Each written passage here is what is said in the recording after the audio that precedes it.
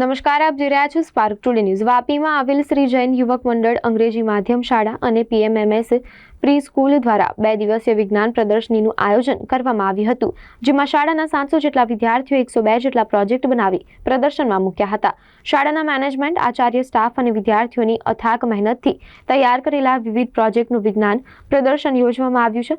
ઇનોવિઝનની theme હેઠળ આયોજિત આ વિજ્ઞાન પ્રદર્શનના ઉદ્ઘાટન સમારોહમાં વલસાડ જિલ્લા શિક્ષણાધિકારી ડોક્ટર રાજેશ્રીબેન એલ ટંડેલ મુખ્ય અતિથિ રૂપે ઉપસ્થિત રહ્યા હતા, જેમના હસ્તે સાયન્સ એક્ઝિબિશનનું ઉદ્ઘાટન કરવામાં આવ્યું હતું.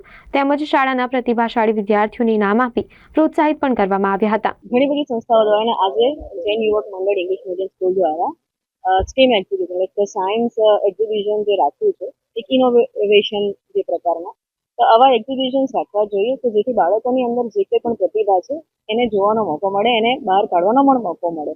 તો આવા એક્ઝિબિશનો છે કે એન્યુઅલ ડેઝ છે કે આ બધું જ વિદ્યાર્થીની પ્રતિભા ખીલવવા માટેનું છે. તો આવા આયોજનો દ્વારા સર્વાંગી વિકાસ બાળકોને થઈ શકે છે અને આટલા જ માટે જે સંસ્થાઓ આવી રીતે કરી રહી છે અને મારો પણ ઉપસ્થિત રહેવાનો એક જ ઉદ્દેશ્ય છે કે આવા બાળકોને પ્રોત્સાહિત કરી શકીએ.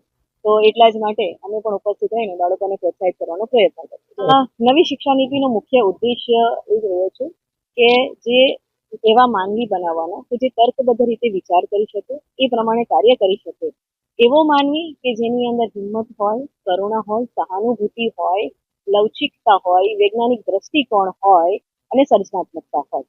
તો આ બધું જો કરવું હોય એટલે એનો મતલબ કે એક એવો માનવી કે સર્વાંગી વિકાસ સાથેનો, તો આ એનો ઉદ્દેશ્ય છે. અને સાથે સાથે બંધારણનો પણ ઉદ્દેશ્ય છે કે એક સમાવેશન લાવે. તો નવી શિક્ષણ નીતિનો જે અત્યારે છે એમાં આ તમામ બાબતોમાં એટલે વિદ્યાર્થી સર્વાંગી વિકાસ થઈ શકે અને એના પર વધુ ભાર મૂકવામાં આવી રહ્યો છે.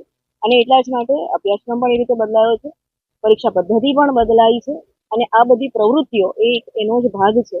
કારણ કે હવે વોકેશનલ એજ્યુકેશન અંદર તો સ્કિલ એજ્યુકેશન પર ઇમ્પોર્ટન્ટ ભાર ઉપાઈ રહ્યો છે. અને એટલા જ માટે સીબીએસઈ સ્કૂલોમાં પણ ઘણા બધા ટ્રેડો શરૂ થયા છે.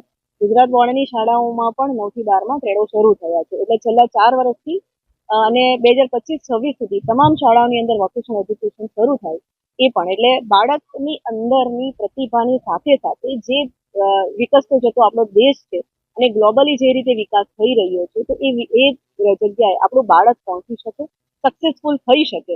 અને એટલા જ માટે ફક્ત શૈક્ષણિક નહીં પણ એક્સેલન્સી પર ભાર મૂકવામાં આવી રહ્યો છે. તો નવી શિક્ષણ નીતિ આ બધી બાબતો છે અને એનું જ ઇમ્પ્લિમેન્ટેશન દરેક શાળાની અંદર હવે થઈ રહ્યું છે. Thank you. 922 સ્ટુડન્ટ છે. નર્સરી અને જુનિયર 12th સ્ટેન્ડર્ડને છોડીને દરેક બાળકે ભાગ લીધા છે. 700+ સ્ટુડન્ટ છે, 102 પ્રોજેક્ટ છે. અને જેમ બેને કહ્યું તેમ આઇન્સ્ટાઈનની જે ત્યાંથી એઆઈ સુધી અને અમારા બાળકોએ 12 રોબોટ બનાવ્યા છે જાતે કોડિંગ કરીને. એ ખરેખર ઇન્ટરેસ્ટિંગ છે. અમને પણ જ્યારે બાળકોને અમે જ્યારે સાયન્સ ફેરનું વિચાર્યું હતું annual Danny replacement with science fair, ત્યારે અમને પણ ખ્યાલ નહોતો કે બાળકો આટલા બધા ઉત્સુક હશે. એટલે ખરેખર જો આપણા ગાઈડન્સ, શિક્ષકનું માર્ગદર્શન હશે તો બાળકને આપણે ક્યાંથી ક્યાં લઈ જઈ શકીએ છીએ. જ્યારે 700 બાળક ભાગ લેતા હોય એટલે એમનામાં કંઈક ને કંઈક છે. It has been seen and it has been imbibed there, so it is our duty that we have to bring it out from them. So really today if you'll see the science fair, you'll enjoy it. There are working models are there, stagnant models are there, AI is being used, coding is being used, magic shows are there, as well as gaming shows there, mathematics is there. So totally we have covered a STEA. Totally it has been covered. STEM is totally been covered in this exhibition. I'm really thankful for that.